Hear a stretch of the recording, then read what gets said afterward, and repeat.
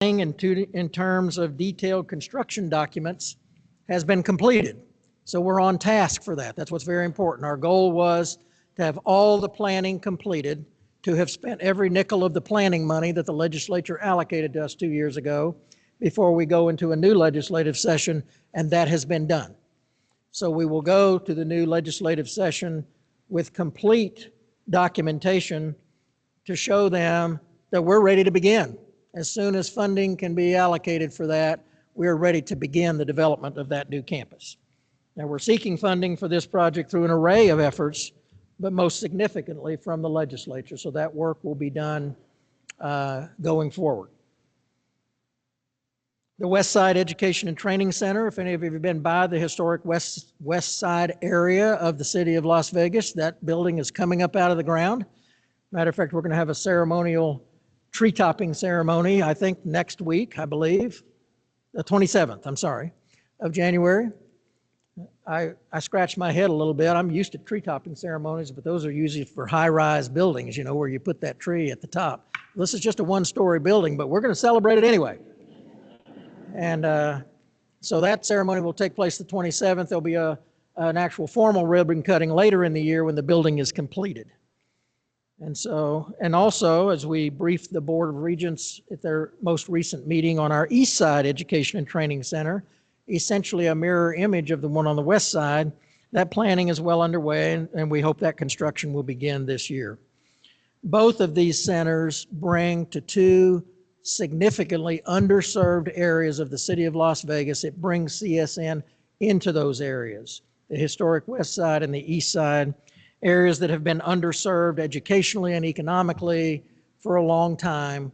These will be game changers for those communities as CSN moves in and is able to offer not only a full complement of general education coursework for those folks in those areas that desire that, but also an array of workforce development skills training certificate programs that will be offered on both of those campuses. So we're very excited about both of those.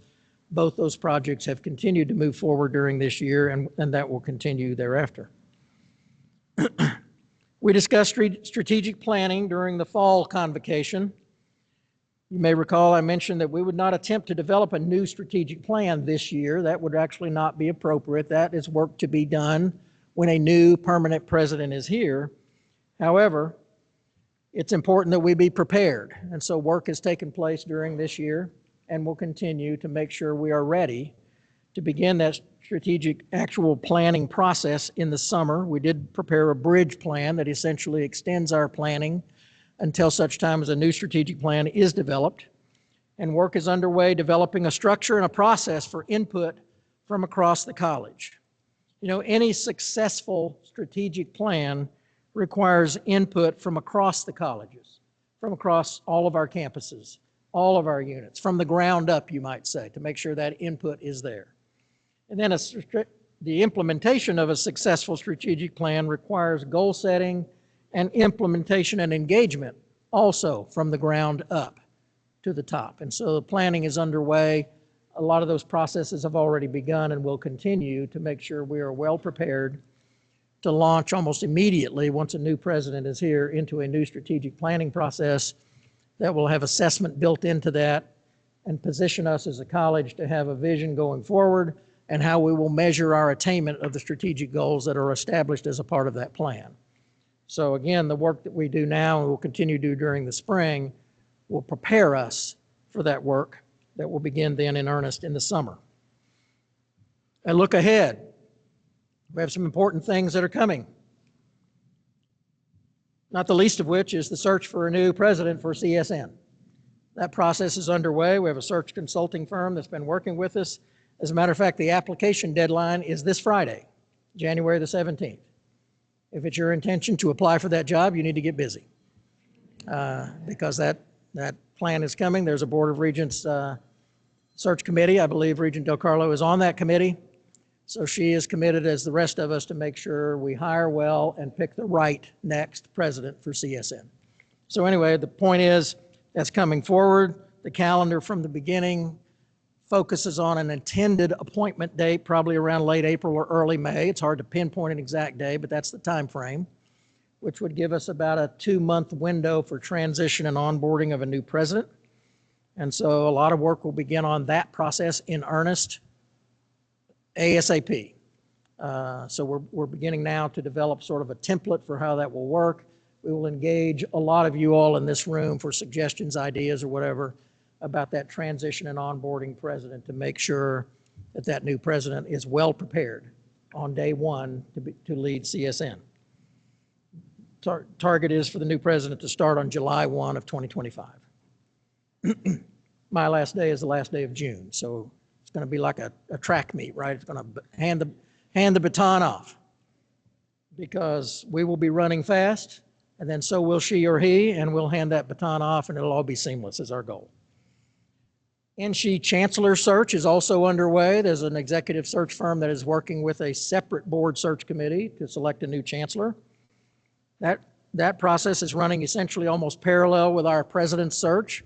An application deadline in very early February, I believe. I don't have an exact day. Intended appointment date also roughly late April, early May, so that a new chancellor can begin in July as well. And then there's a third search process in Reno for the president of TMCC, Truckee Meadows Community College. Regent Del Carlo is actually chairing that committee.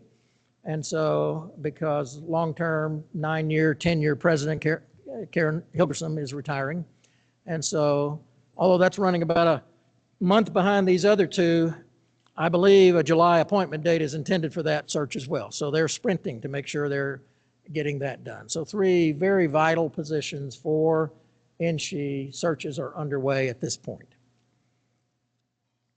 Legislative session. Just a small opportunity that's available to us all this spring.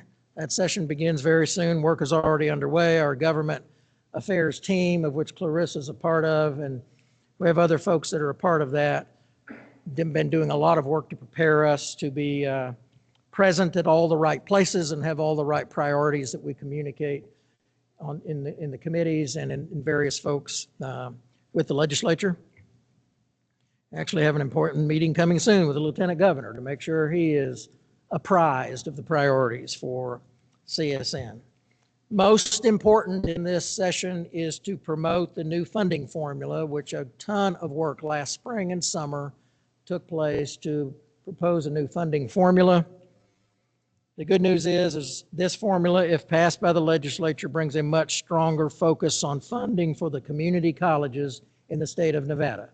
So CSN will benefit well if the legislature adopts this new formula. So that's why that is the highest priority for us, all of the other institutions within NSHE and NSHE as a whole in our work with the legislature. We have many other priorities, but that's number one. So there'll be trips to Carson City during the spring and work to be done in response to bills that are proposed and filed as we represent the needs of CSN to the legislature. Policies and procedures, there's a lot of work necessary and a lot of work already being done to try to currently work on numerous policies that are under consideration and needing to be brought to a conclusion. Also developing and I've tasked our new Chief of Staff, Dr. Riala Vasquez, with developing a policy tracking system that will enable us going forward to assure that we don't have policies that fall out of date. We know we have a lot of them that are out of date now, so we've got a lot of catching up to do. Will that all happen this spring? Probably not. It'll take longer than that. But we will develop the tracking system and a means by which we're able to bring consideration to every policy at the point that it's time for renewal or update, and working on restructuring the policy and procedure website to make that more user-friendly for all of you to be able to access that. We will also begin the process this spring for updating our 25-year-old bylaws. That's not acceptable to have bylaws that are 25 years old. That will not be the case by the time we get to the end of the spring semester. We will have current bylaws. Many of you will see updates about that. We'll have opportunities for input as we step our way through that process. Compliance reviews are going to begin soon. This is a concept that I floated last fall. We're going to begin that in earnest very soon. We're going to review our compliance as an institution with all of the applicable federal laws which require certain measures of performance by our college. where we will actually look at applicable federal laws like Title IX, ADAA, and the Rehabilitation Act of 1973, the Clery Act, FERPA, Title VI of the Civil Rights Act, and the list goes on. There are a few others where we will bring groups of people together that are currently the folks that are working on those and others and look for our current level of compliance, any gaps that exist, and develop needed plans to assure full compliance with each one of those laws. Our students deserve no less to be sure that we are completely on the cutting edge of each of those requirements. And our website. I'm not going to take a poll in here as to how many people think our website is awesome, because I know what the answer would be. It's badly in need of significant updating, revamping, redesign, re-engineering, and all of that is underway currently. Steve Goebel and his staff are kind of leading the charge, but there's lots of people that are going to are now and will be engaged in this process, so that our goal is to be able to launch a new, revamped, new look, newly effective website by the end of the spring semester. So I'm going to stop there. I could keep you here all day with other things we're doing, but I'm not going to do that.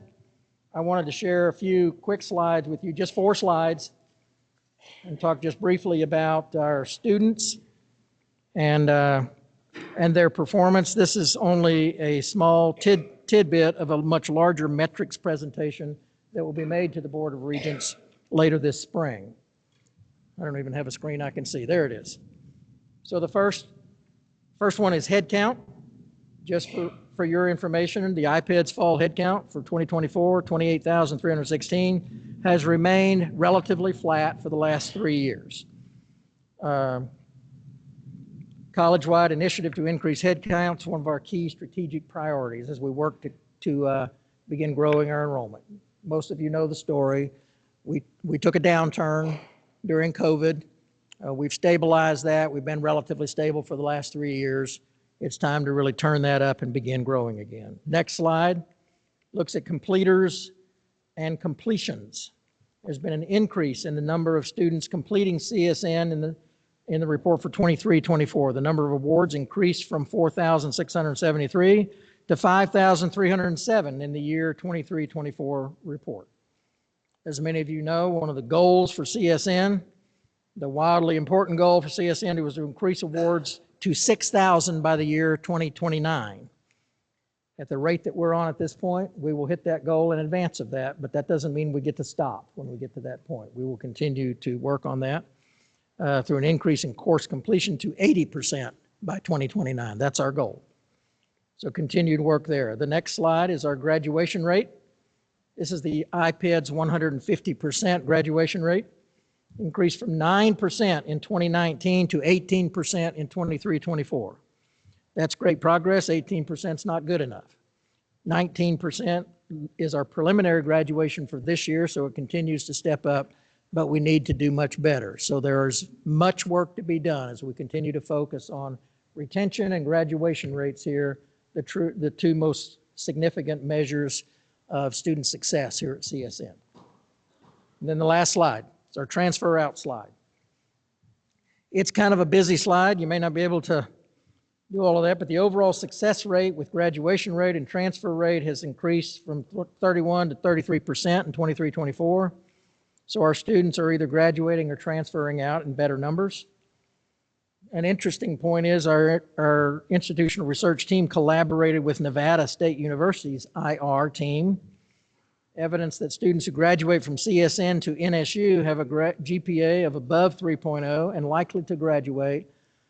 But the main message, and it's not clearly reflected on this slide, that we looked at all measures. The reality is, they're very transparent as we try to be.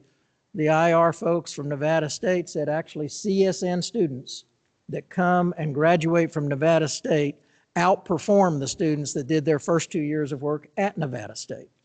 So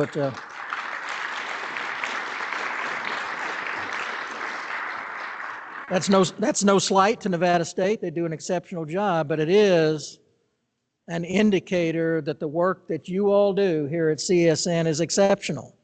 And the preparation of our students to go out and be successful as they continue to pursue their educational endeavors, they leave here well prepared. So congratulations to each of you as we focus on that. So there's much more work to be done this semester. Those were just the highlights. Again, we're trying to make sure we don't keep you here too long.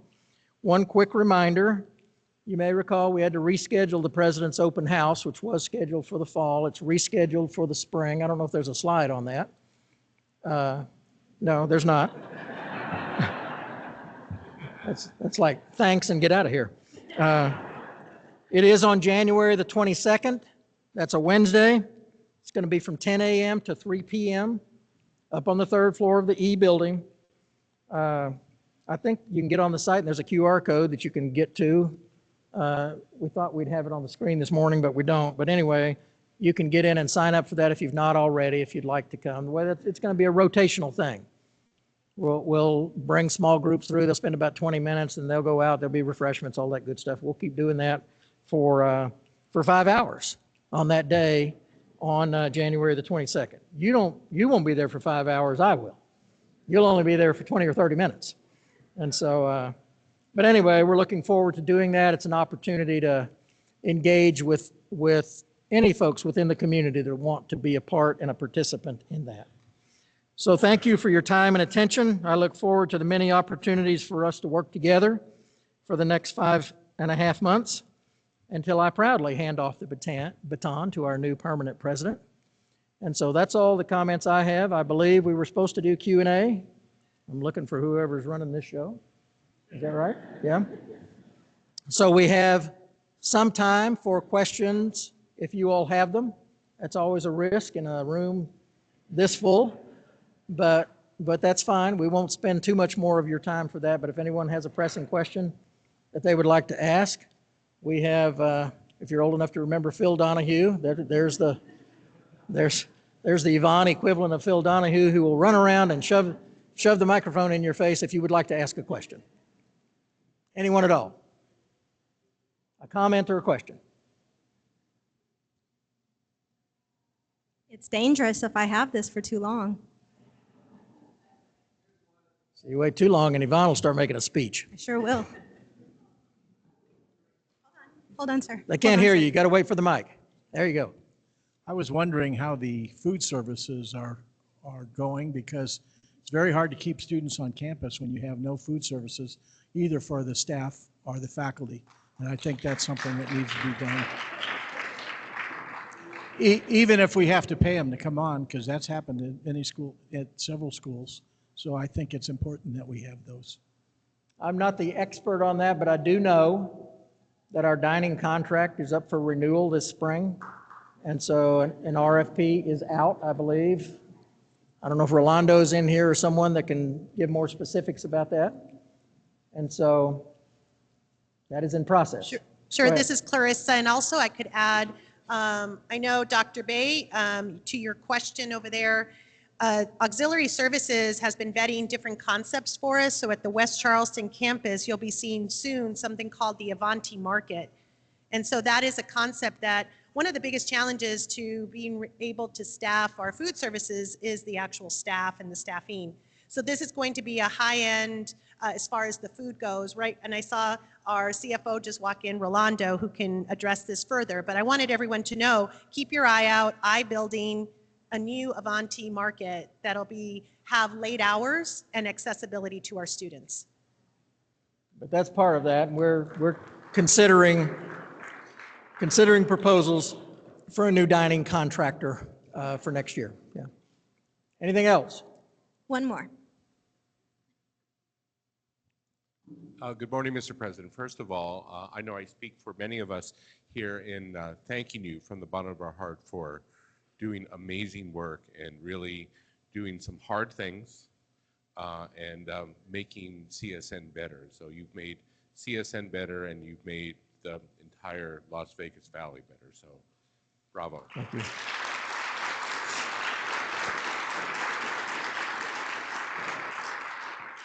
And I would like to get a plug in here. So our fantastic fine arts department headed by Bob Benara in collaboration with our amazing hospitality department headed by Professor Jones are collaborating this semester on Thursday night dinners, and they're going to do a stepped up French cuisine. It's going to be $35, and we're going to have entertainment. And so we look forward to just having people queue up. I know that it will fill up quickly. Thank you. One back in the corner.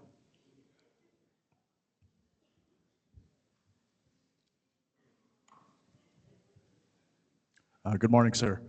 My question relates to the adjunct faculty lounges. There's no workspaces on this campus for our adjunct faculty.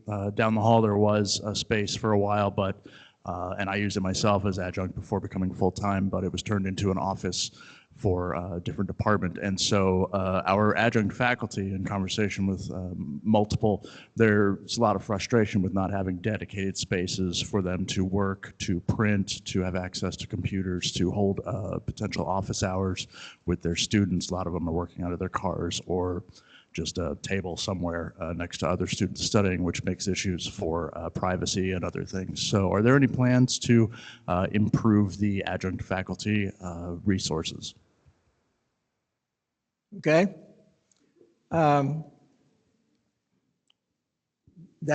have is, somebody who wants to add to that comment. What's that? Someone wants to add It's to this related to the comment? same question?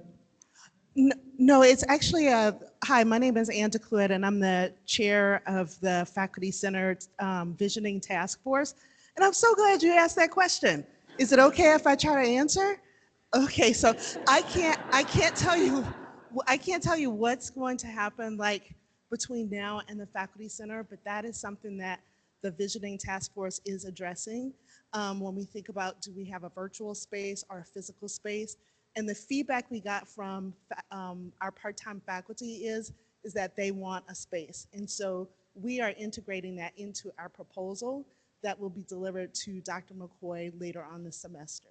So I can't tell you, and we are anticipating that next year we will work on implementation, and the following year would be the kickoff of the Faculty Center.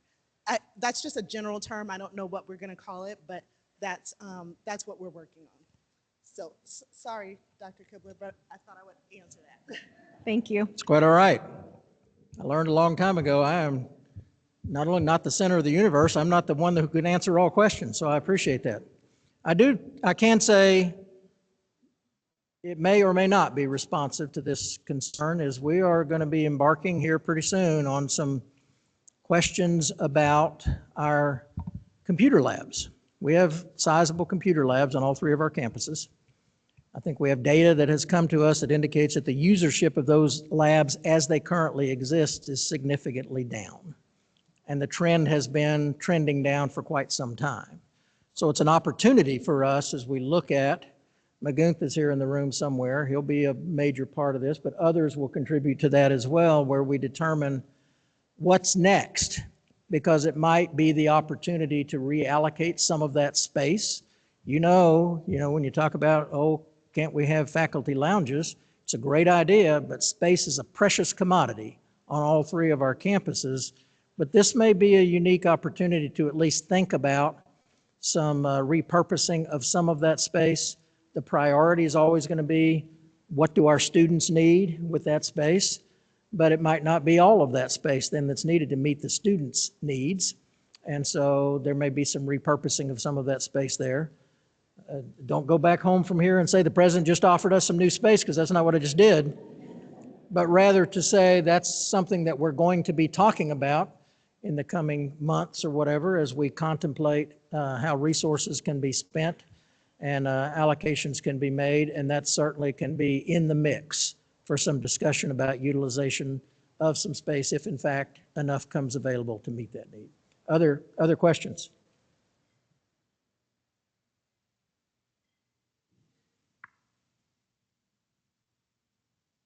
I'm not seeing any. I appreciated the comment that Dean Kravchuk made.